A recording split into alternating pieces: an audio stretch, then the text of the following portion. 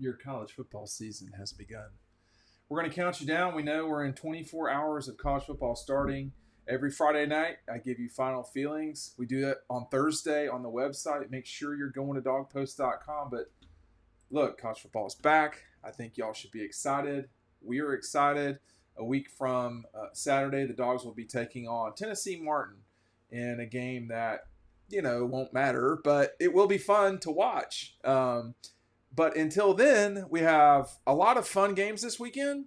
One SEC team is playing. Notre Dame's playing, so y'all can kind of really get riled up about that if you choose to. But I'm going to go through everything that's going on, and I'm also going to talk about where Georgia is sitting coming into this season now that Carson Beck is the starting quarterback. The Dogs are number one, and, the season is upon us. Every time Georgia wins the national championship, the season for me gets here very fast. And we've seen that in back-to-back years. Now, will that continue in this year? It might. I mean, they are the betting favorite to win the national championship. Kirby got it out of the way and went ahead and named Carson Beck as the starting quarterback earlier Saturday before the scrimmage. What was it, after the scrimmage? Yeah, just after the scrimmage. But, that was coming. But anyway, this weekend we've got some fun games. Listen, this is the last week you're going to have the chance to get this offer, okay? We've run out of magazines. If you sign up for the site, the link is right down below. You will get our 2023 preview edition included. We will mail it to you. On top of that, you will get a free t-shirt from Red Zone. You will also get 20% off any item at Red Zone. Take advantage of it. Again, the link is down below. If you've bought Double Dogs, I will give you a month for free. Right now is the time to buy. Why are we running out of magazines? Because people are subscribing. Don't miss out on this.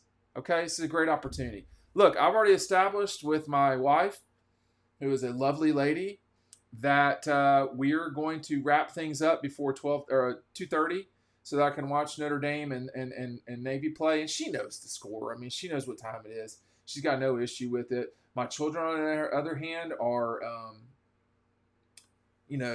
they're hooligans, and they're very hard to corral and deal with. So I'll see how I navigate that. But I do want to watch Notre Dame play. I'm not sure what to really expect from them.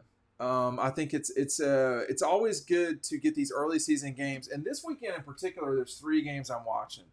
First of all, I'm going to watch all of them, sadly. But not sadly. The Notre Dame game to kick at 2:30, it will have no competition in any way. It should have the highest ratings. It's on network television.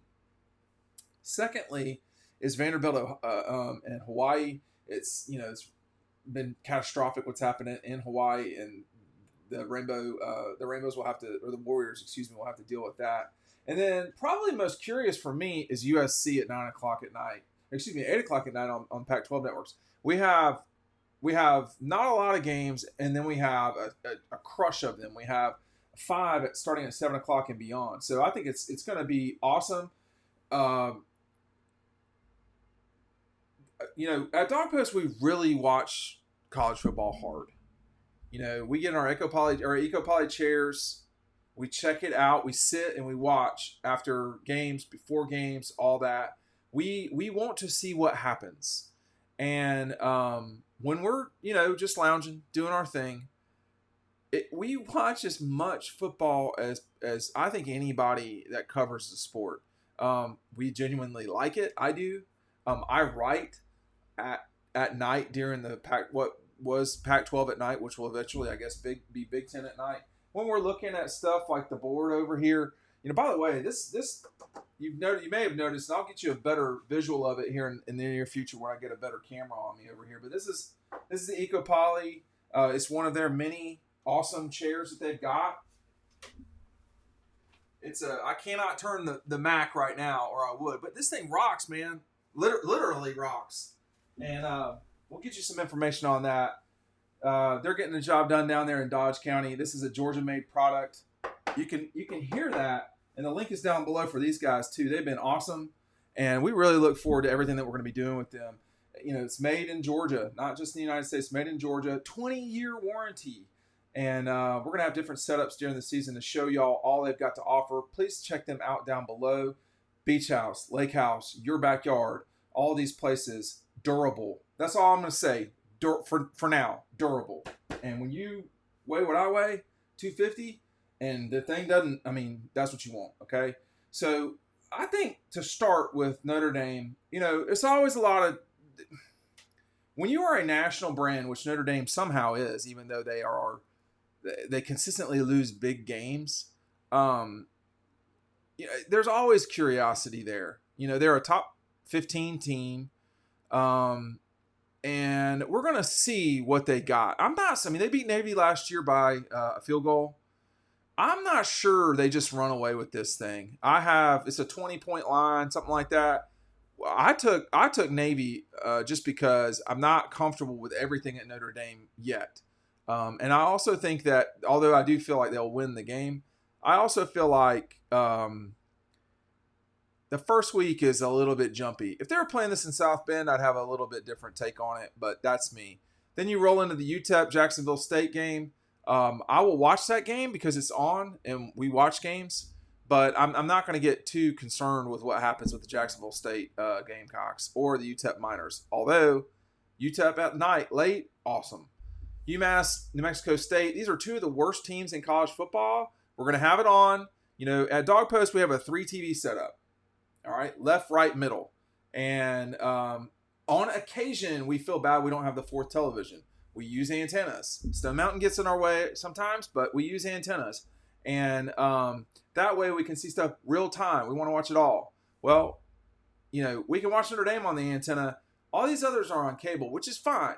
But, man, if you're UMass, New Mexico State, you are primetime ESPN, that's literally never going to happen again. Have fun with that one, guys. San Diego State and Ohio. Not Ohio State, not Pac-12 San Diego State. Came close, didn't happen. Snapdragon Stadium. This is a new thing for San Diego State. It'll be on FS1, which is like the end of the earth in the cable spectrum. Vanderbilt at Hawaii definitely will take this one seriously. I want to see if Clark Lee and them are they just talking, or do they really believe what they were saying at media days and leading up to things? Vanderbilt ended the season. That was not the end of the world the way they ended the season. And, a win over Florida is always a big deal. They have, Vanderbilt really has 2 really big games, which are Kentucky and Tennessee. They beat Kentucky last year on the road. They lost 56-0 to Tennessee. Beating the Gators, though, almost makes up for the 56-0 a week later. I mean, they ended the season with South Carolina, Kentucky, Florida, and Tennessee. I believe those were all back-to-back-to-backs. That's a tough schedule. We're going to see what happens with these guys. I mean, they lost to Wake Forest, who was ranked at the time. They lost to Alabama, ranked Wake, ranked Bama, ranked Ole Miss, ranked Georgia. You cannot lose to Missouri. That cost them a bowl game. So, I think all things considered, we're going to go with Vandy to cover the line. But I just want to see. It's not always do you win, how you win, all this stuff. I want to see how Vanderbilt plays. And then last but not least, because I really enjoy West Coast football because it's on at night and typically. But listen, Caleb Williams is the most exciting player in college football. Don't get your feelings hurt about, Brock. Brock will be fine, Brock Bowers. But Caleb Williams touches it every time. He is lethal. I was watching something with Kirk Herbstreit earlier today, and you're sitting there wondering, as you're sitting in your EkoPoly,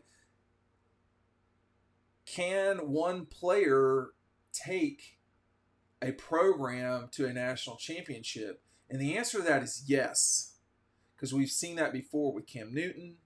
That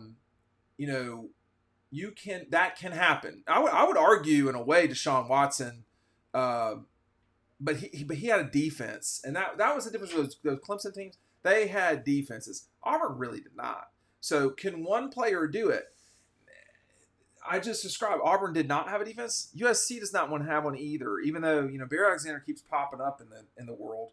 But I think it's exciting. I got to spend a little time with Caleb Williams up in New York during the Heisman. He's polished. We're not going to do fingernail painting this year, fellas. Like that may be like sort of who you are, and you want to send messages. Just go play, man. We're good. Because I think his play speaks for itself. but he can't go play defense. He's going to have to score enough points. And,